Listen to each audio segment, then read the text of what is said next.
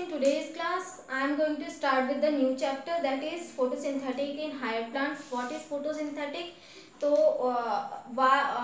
in which organism these photosynthesis process take place. तो इससे पहले हम मोड ऑफ न्यूट्रिशन देख लेते हैं और मोड ऑफ न्यूट्रिशन के थ्रू हम ये जान लेंगे कि ये फोटोसिंथेसिस प्रोसेस स्पेशली किस ऑर्गेनिज्म में होता है. तो पहले what is mode of nutrition.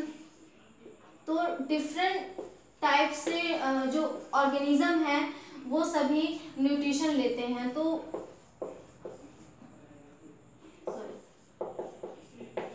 Nutrition, mode of nutrition, there are 4 types of mainly.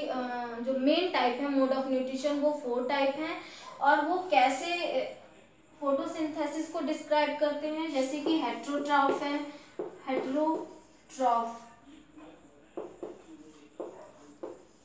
Heterotrophic organism, autotrophic organism,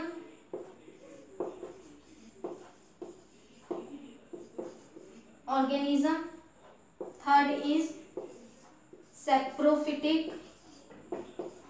organism और fourth is parasitic organism.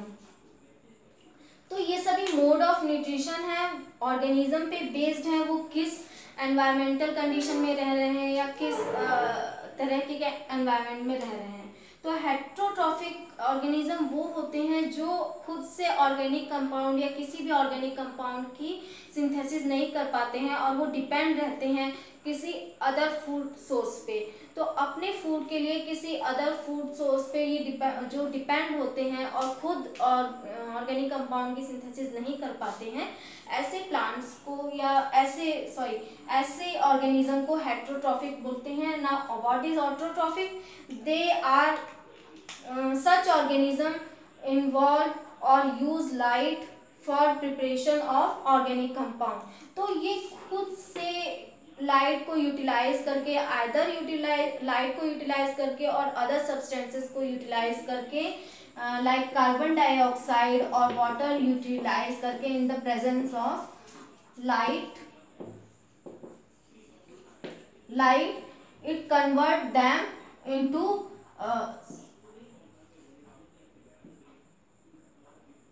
organic compound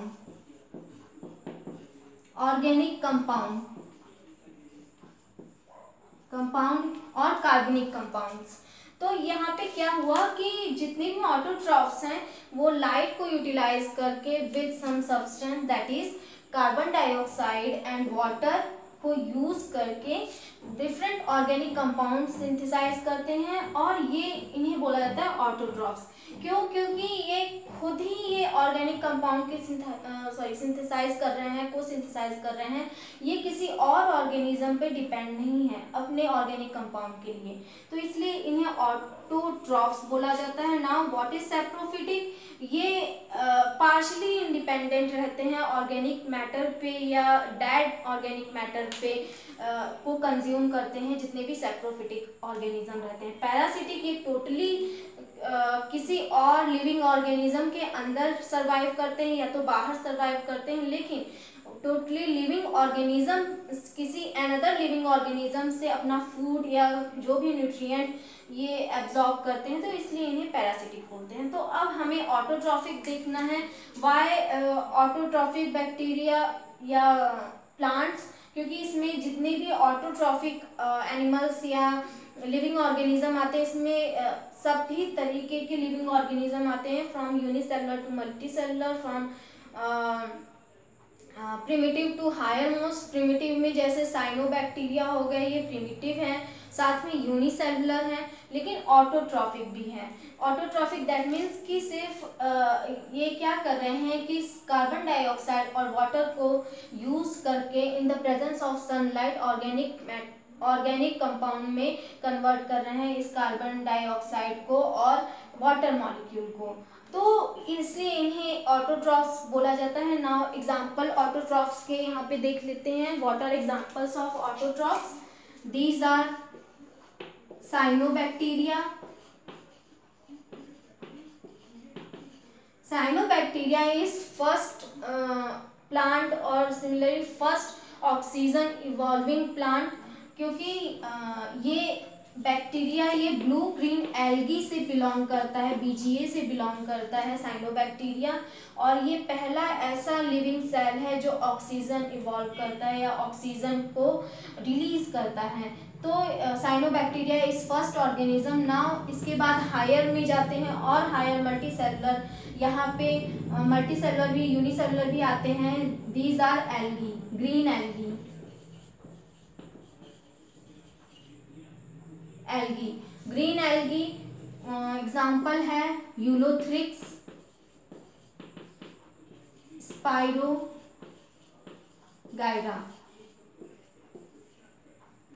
Ulothrix and green algae, Spirogyra. Now जो इसके बाद green algae जितने भी BG हैं, BG sorry blue green algae के बाद green algae और एल्गी सिर्फ, इसके बाद नेक्स्ट है ब्रायोफाइट्स, टेरिडोफाइट्स, एंजियोस्पर्म। तो ब्रायोफाइट्स, टेरिडोफाइट्स, जिम्नोस्पर्म और एंजियोस्पर्म ये सभी हायर प्लांट्स में आते हैं, और मोस्ट प्रिमिटिव में cyanobacteria, green algae, then bryophyta, ये प्रिमिटिव में आते हैं। टेरिडोफाइटा से हायर प्लांट्स में, और या pteridophyta, angiosperm, gymnosperm higher plant में, एंजियोस्पर्म हायर प्लांट में आते हैं। तो ये सभी में फोटोसिंथेसिस कैसे होता है और ये क्या ऑटोट्रॉफिक क्यों है ये देख लेते हैं। Why these are autotrophic? All autotrophs, photo जितने भी ऑटोट्रॉफ्स हैं वो वहाँ पे जो प्रोसेस होता है कार्बनिक या ऑर्गेनिक कंपाउंड का फॉर्मेशन और CO2 प्लस वाटर मॉलिक्यूल से in the presence of light के प्रेजेंस में जो भी ऑर्गेनिक मॉलिक्यूल का फॉर्मेशन जब होता है,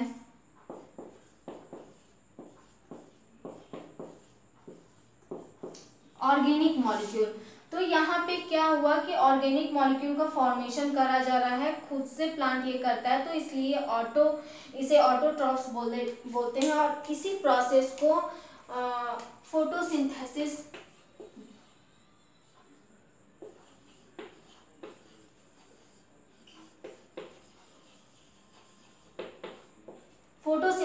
इसी प्रोसेस को या इसी फिनोमेना को फोटोसिंथेसिस बोला जाता है। नाउ तो what is definition of photosynthesis? तो it is A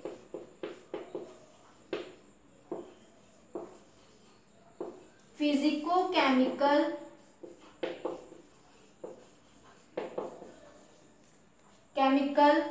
process by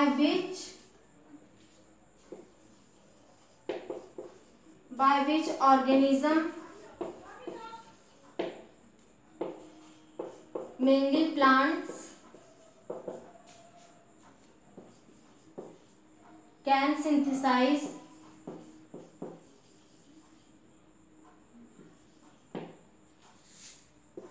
organic substance। तो ये एक ऐसी फिजिको केमिकल प्रोसेस है जिससे कोई भी प्लांट्स जो है जिसका यूज करके ऑर्गेनिक सब्सटेंस की सिंथेसिस करता है ना। इसके बाद एक जनरल जो फॉर्मूला होता है फोटोसिंथेसिस का ये होता है। अब इसके लिए बहुत सारे एक्सपेरिमेंट किए गए हैं कि कैसे फोटोसिंथेसिस होता है और कैसे सिर्फ जो प्लांट्स हैं इससे ऑक्सीजन कैसे इवॉल्व होता है, ये ट्रूथ है कि ये है भी या नहीं, और ऑर्गेनिक मॉलिक्यूल सिंथेसाइज किया जाता है या नहीं, या लाइट यूज हो रहा है या नहीं, या कार्बन डाइऑक्साइड इसमें यूज हो रहा है या नहीं, या वाटर। तो ये सभी सब्सटेंसेस इसमें यूज हो रहे हैं या नहीं, इसको चेक करने के लिए डिफरेंट एक्सपेरिमेंट कंडक्ट किया गया। तो सबसे पहला एक्सपेरिमेंट था, first experiment was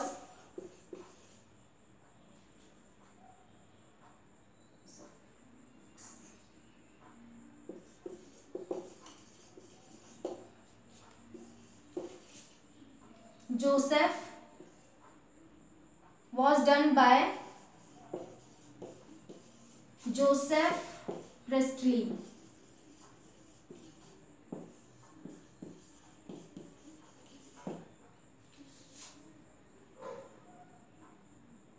Joseph Priestley in 1774. इन 1774 इसमें इन्होंने क्या किया कि एक बेल शेप जार लिया इन्होंने। तो एक जब इन्होंने एक्सपेरिमेंट कंडक्ट कराया तो सबसे पहले एक्सपेरिमेंट में इन्होंने सिर्फ एक बेल शेप जार लिया, बेल शेप जार। उस जार के अंदर माइस को रखा और +1 कैंडल। तो उन्होंने जब ये एक्सपेरिमेंट कंडक्ट कराया और ऑब्जर्व किया, जब उन्होंने तो कंक्लूजन ये निकाला कि माइस से जितना भी इस जार में जितना भी ऑक्सीजन था वो माइस और कैंडल दोनों, कैंडल ये बर्निंग कैंडल था, जलता हुआ कैंडल था, और जितना भी ऑक्सीजन उस जार में प्रेजेंट था वो रेस्पिरेशन में और मेटाबॉलिक एक्टिविटी में माइस ने यूज़ कर लिया और कैंडल ने बर्न करने के लिए ऑक्सीजन यूटिलाइज कर लिया। अब जब जार में ऑक्सीजन खत्म हो जाता है तब माइस भी डाई कर जाता है और कैंडल भी बुझ जाती है। तो यहाँ पे जो इन्होंने देखा था वो माइस डाइड और जो कैंडल थी वो बुझ चुकी थी। नाउ नेक्स्ट सेकेंड एक्सपेरिमेंट में उन्होंने क्या किया कि बेल शेप फिर से जार लिया, बेल शेप जार। अब इसमें माइस तो था ही प्लस कैंडल प्लस प्लांट, और इसमें एक प्लांट भी रख दिया इन्होंने। तो इन्होंने क्या देखा कि माइस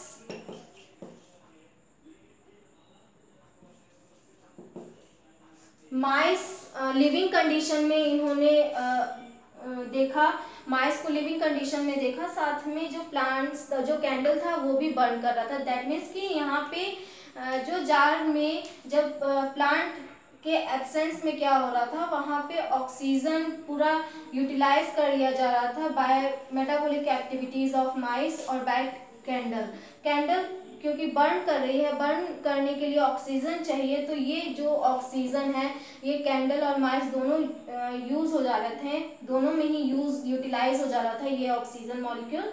और जब प्लांट रख दिया तो एक सोर्स बना रहा ऑक्सीजन का उस बेल शेप जार में। तो यहाँ पे एक फिगर देख लेते हैं कि ये कैसे हुआ।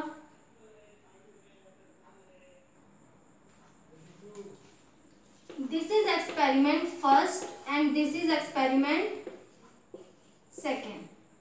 तो एक्सपेरिमेंट फर्स्ट में क्या हुआ, जब उन्होंने माइस यहाँ पे लिया और कैंडल लिया, अब इस जार में जितना भी ऑक्सीजन था तो वो कैसे यूटिलाइज कर लिया गया, माइस ने उसे यूटिलाइज कर लिया और अपने मेटाबॉलिक एक्टिविटी के लिए, दैट इज रेस्पिरेशन। और यहाँ पे जो कैंडल है उसने भी कंज्यूम कर लिया ऑक्सीजन को बर्निंग के लिए। अब ना यहाँ पे माइस भी डाई कर गई और ये कैंडल भी बुझ गया। तो माइस डाई कर गई, लेकिन यहाँ पे क्या हुआ, यहाँ पे जब इन्होंने माइस लिया और कैंडल लिया यहाँ पे और साथ में ग्रीन प्लांट लिया, तो ये यहाँ पे क्या हो रहा था, जो भी कार्बन डाइऑक्साइड आइदर कैंडल से रिलीज हो रहा था या माइस से कार्बन डाइऑक्साइड रिलीज हो रहा था वो इससे, और लाइट प्लांट यूज कर ले रहा था फ्रॉम कैंडल, और carbon dioxide both use plant कर ले रहा था, और वाटर क्योंकि स्पॉट में पहले से ही वाटर था, ये वाटर यूज करके लाइट के प्रेजेंस में कार्बन अपने लिए ऑर्गेनिक कंपाउंड की सिंथेसिस कर रहा था। प्लांट साथ में ऑक्सीजन रिलीज कर रहा था। ये ऑक्सीजन ये माइस और ये प्लांट ये माइस और ये कैंडल यूज कर रहे थे अपने बर्न के लिए और मेटाबॉलिक एक्टिविटी के लिए। तो इस फिगर में देखा गया कि यहाँ पे कैंडल जो है स्टिल बर्न कर रही थी और साथ में जो माइस था वो भी अलाइव था। तो ये माइस डाई नहीं करता है। तो इस एक्सपेरिमेंट में जो जोसेफ प्रेस्टली के एक्सपेरिमेंट में ये हुआ। Next experiment is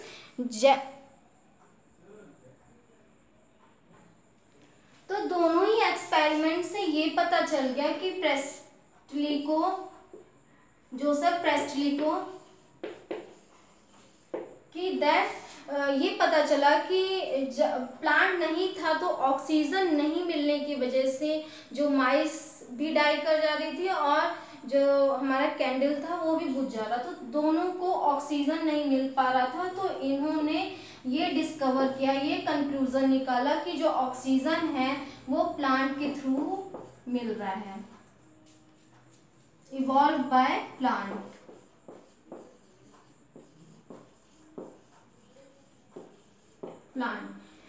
Joseph Priestley के according. Now second is Jan इंजनहोज।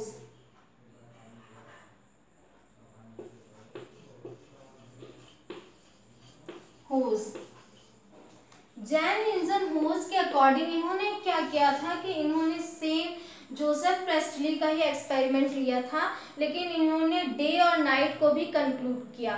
तो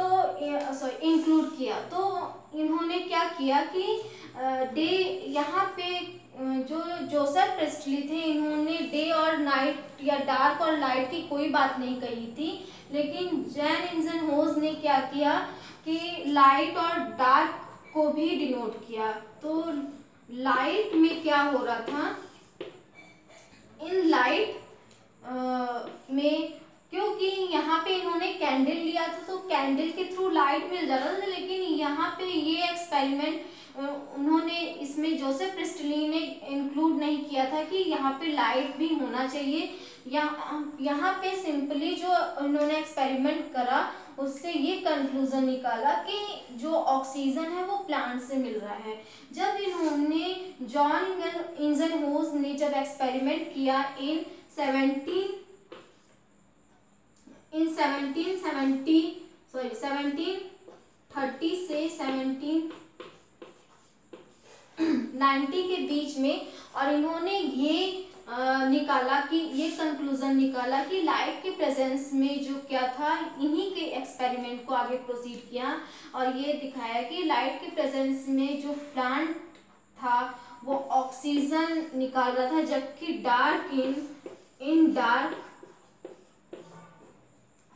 डार्क दैट इज की इन एब्सेंस ऑफ कैंडल क्या हो रहा था, वहां पे ऑक्सीजन नहीं बन रहा था। साथ में इन्होंने एक और चीज एक्सपेरिमेंट किया था, वो था एक्वेटिक प्लांट पे। Experiment on aquatic plant.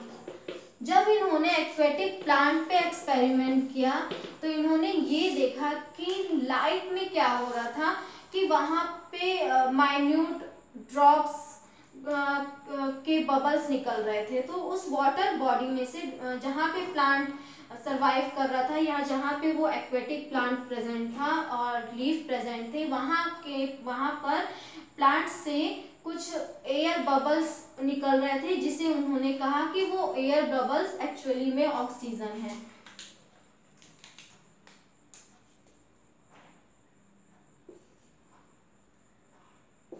When he experiment on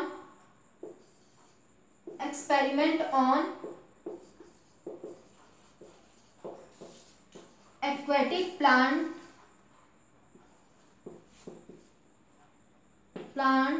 he observed that, उन्होंने क्या देखा,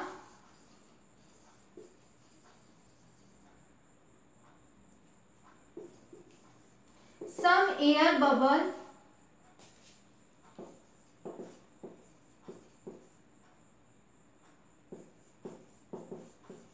are arising near the plant leaf.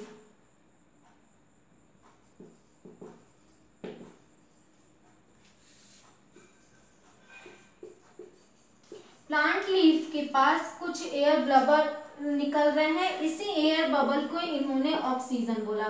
तो सिंपली जो जैन इंजनहोज ने इन्हीं के एक्सपेरिमेंट को थोड़ा बढ़ा दिया था। इन्होंने ये बताया कि जो ऑक्सीजन इवॉल्व हो रहा था वो लाइट में हो रहा था। साथ में जब एक्वेटिक प्लांट में उन्होंने देखा तो एक्वेटिक यहाँ पे ऑक्सीजन हमें दिखाई नहीं दे रही थी, लेकिन एक्वेटिक प्लांट में जब इन्होंने देखा तो सही ऑक्सीजन के बबल्स या एयर बबल्स उन्हें दिख रहे थे और वही एयर बबल्स को इन्होंने ऑक्सीजन कहा। नाउ नेक्स्ट एक्सपेरिमेंट इन 1954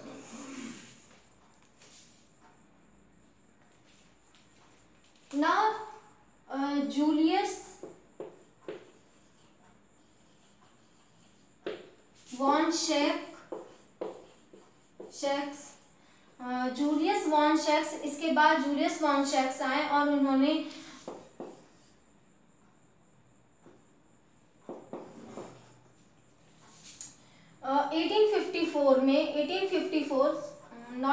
1854 में इन्होंने क्या बोला कि जो ग्लूकोज है, यहाँ पे जो अदर साइंटिस्ट थे उन्होंने एक कंक्लूजन निकाला कि जो जोसेफ थे प्रेस्टली, उन्होंने ये बताया कि कार्बन डाइऑक्साइड यूज किया जा रहा है प्लांट से और ऑक्सीजन इवॉल्व किया जा रहा है। तो और जो ऑर्गेनिक ऑक्सीजन कार्बन डाइऑक्साइड क्यों यूटिलाइज किया जा रहा है प्लांट से, वो ऑर्गेनिक सब्सटेंस के फॉर्मेशन के लिए कार्बन डाइऑक्साइड का यूटिलाइजेशन हो रहा है इन प्लांट्स। तो जूलियस वॉन शैक ने ये एविडेंस प्रोवाइड किए कि जो कार्बन या कार्बनिक कंपाउंड या ऑर्गेनिक कंपाउंड है जो फोटोसिंथेसिस से मिल रहा है, सिंथेसिस उस समय तक फोटोसिंथेसिस तक की जैसे कोई फिनोमेना नहीं था। सिंपली जो कार्बन डाइऑक्साइड और वाटर्स को यूटिलाइज करके अपने न्यूट्रिशन के लिए जो प्लांट प्रोड्यूस कर रहा है वो एक्चुअली में ऑर्गेनिक कंपाउंड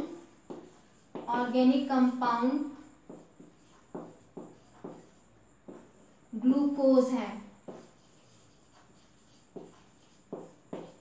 ग्लूकोज है जो स्टार्च में यूटिलाइज फाइनली स्टार्च में यूटिलाइज हो रहा है या स्टार्च में प्रोड्यूस हो रहा है, नॉट यूटिलाइज। ग्लूकोज स्टार्च में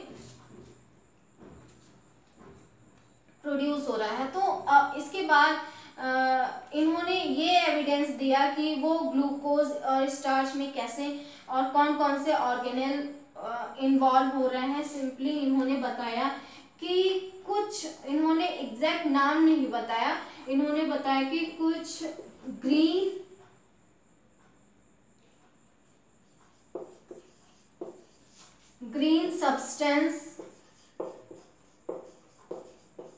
सब्सटेंस फोटोसिंथेसिस में पार्ट ले रहे हैं और पार्ट लेने के बाद ये एक जो ग्रीन सब्सटेंस है ये ऑर्गेनेल्स में प्रेजेंट है या ग्रीन स्ट्रक्चर में प्रेजेंट है जहां पर ग्लूकोज की सिंथेसिस हो रही है, हो रही है। तो इन्होंने जो जूलियस वॉन शैक थे इन्होंने ये बताया कि ग्लूकोज जो फोटोसिंथेसिस में जो ग्लूकोज बन रहा है वो सॉरी ऑर्गेनिक कंपाउंड बन रहा है वो एक्चुअली में ग्लूकोज है और जो स्ट्रक्चर इसके लिए रिस्पॉन्सिबल है या जो फॉर्म कर रहा है ग्लूकोज को, जो स्ट्रक्चर वो ग्रीन सब्सटेंस है और वो ग्रीन सब्सटेंस कहाँ प्रेजेंट है, एक स्ट्रक्चर में प्रेजेंट है जिसमें ग्लूकोज की सिंथेसिस हो रही है। अब इस ग्रीन सब्सटेंस को इन प्रेजेंट डे में इस ग्रीन सब्सटेंस को क्लोरोफिल बोला जाता है, क्लोरोफिल ग्रीन सब्सटेंस को, और जिस स्ट्रक्चर में ये प्रेजेंट है उसे क्लोरोप्लास्ट बोला जाता है। फिर 1854 में जूलियस वॉन शैक ने इन्होंने ये बताया कि जो ग्रीन स्ट्रक्चर है जो ग्रीन स्ट्रक्चर है वहाँ पर ग्लूकोज की सिंथेसिस हो रही है और ग्रीन सब्सटेंस के प्रेजेंस में हो रही है, तो एक यहाँ पे रिएक्शन मिल जाता है। एक वो क्या रिएक्शन मिल जाता है कि दैट इज, जो प्रीवियस से हम देखें तो कार्बन डाइऑक्साइड वाटर यूज हो रहा है। वाटर अभी तक वाटर नहीं आया था, इससे पहले तक कार्बन डाइऑक्साइड आ चुका था। कार्बन डाइऑक्साइड, फिर लाइट, प्रेस्टली ने लाइट बोला था ना, ये प्रेस्टली ने लाइट बोला था और प्रेस्टली और इन्जनहोज़ इन दोनों ने ये बताया कि ऑक्सीजन इवॉल्व हो रहा है, ऑक्सीजन इवॉल्व हो रहा है। प्लस जो मेटाबॉलिक सब्सटेंस था, जो भी मेटाबॉलिक एक्टिविटी के लिए कार्बन डाइऑक्साइड यूज किया जा रहा है थ्रू प्लांट इसे यूज कर रहा है, लेकिन जो ऑर्गेनिक सब्सटेंस बना रहा है, वो ग्लूकोज बना रहा है, वो जूलियस वॉन सैक ने ये डिफाइन कर दिया। और साथ में कौन से स्ट्रक्चर इन्वॉल्व हो रहे हैं ये भी डिफाइन कर दिया। तो ये क्लोरोफिल है जो यूटिलाइज हो रहे हैं ना, क्लोरोफिल यूटिलाइज हो रहे हैं। अभी तक जो हमें एक जो रिएक्शन मिल रहा था वहाँ पर लाइट, कार्बन डाइऑक्साइड और वाटर था, लेकिन इस एक्सपेरिमेंट जो जूलियस वॉन सैक ने एक्सपेरिमेंट किया था उसके बाद हमें एक रिएक्शन में क्या मिल गया, वो ग्लूकोज भी हमें मिल गया, C6H12O6 हमें ग्लूकोज मिल गया, साथ में क्लोरोफिल मिल गया। अब फिर नेक्स्ट यहाँ पे एक्सपेरिमेंट जो था वो ये था कि यहाँ पे क्लोरोफिल कौन से यूज होते हैं, तो वो देख लेते हैं। Next experiment is conducted by T.W. Engelmann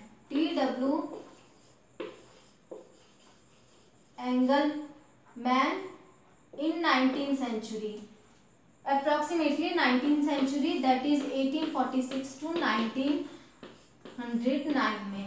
तो ये T.W. एंगलमैन ने यहाँ पे बताया, अभी तक जो रिएक्शन हमें मिला था फोटोसिंथेसिस का, अभी तक हमें कार्बन डाइऑक्साइड मिल चुका था। इस रिएक्शन में नाउ हमें लाइट पता चल गई थी कि लाइट होनी चाहिए, लाइट में ये रिएक्शन होता है।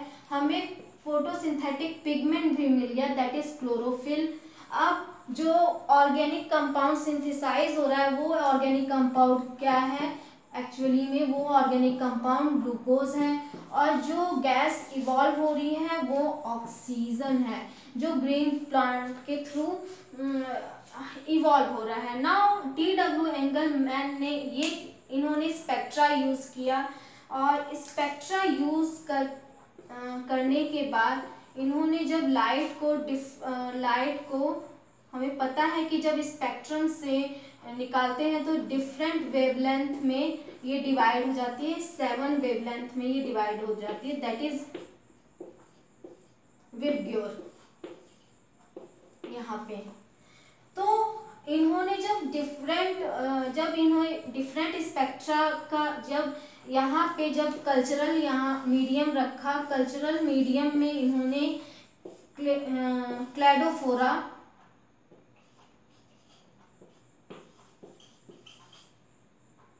क्लैडोफोरा बैक्टीरिया जब कल्चर किया, तो इन्हें जो मेजर क्वांटिटी में जो बैक्टीरिया थे वो कहाँ कहाँ दिखे, एक तो जहाँ पे ब्लू लाइट पड़ रही थी वहाँ पे मेजर क्वांटिटी में दिखे, और जहाँ पे रेड लाइट पड़ रही थी वहाँ पे मेजर क्वांटिटी में दिखे।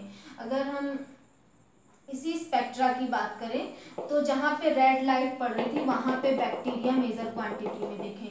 तो इससे ये कंक्लूजन T.W. एंगलमैन ने ये कंक्लूजन निकाला कि जो क्लोरोफिल है वो किस वेवलेंथ में काम कर रहा है, और कौन सी लाइट अपने फोटोसिंथेसिस के लिए यूटिलाइज कर रहे हैं in the process of photosynthesis. वो थे क्लोरोफिल ए और क्लोरोफिल बी। तो डिफरेंट स्पेक्ट्रा से उन्होंने ए बी करके 2 पिगमेंट निकाल दिए। उन्होंने ये बोला कि जो पिगमेंट है वो 2 तरीके से है, 2 टाइप्स के हैं, क्योंकि ये दोनों टाइप्स अलग अलग स्पेक्ट्रा शो कर, यहाँ पे 2 लाइट पे ही जो हम बैक्टीरिया था वो ग्रो कर रहा था, एक ब्लू लाइट दूसरा रेड लाइट। तो ब्लू वेवलेंथ यहाँ पे हो गई और रेड वेवलेंथ हो गई। तो दैट मीन्स कि यहाँ पे अलग पिगमेंट हो गया, यहाँ पे अलग पिगमेंट हो गया। तो इसी को इन्होंने दो पिगमेंट बोल दिया, क्लोरोफिल ए और क्लोरोफिल बी, क्योंकि दोनों के ही स्पेक्ट्रम चेंज थे और ग्रोइंग जो बैक्टीरिया, जो ग्रीन बैक्टीरिया है क्लेडोफोरा, वो अलग अलग जगह पे ग्रो कर रहा है, कॉलोनीज में ग्रो कर रहा है। तो इनके एक्सपेरिमेंट से ये प्रूफ हो गया था। नाउ इसके बाद एक्सपेरिमेंट, नेक्स्ट एक्सपेरिमेंट है, नेक्स्ट एक्सपेरिमेंट नेक्स्ट क्लास में।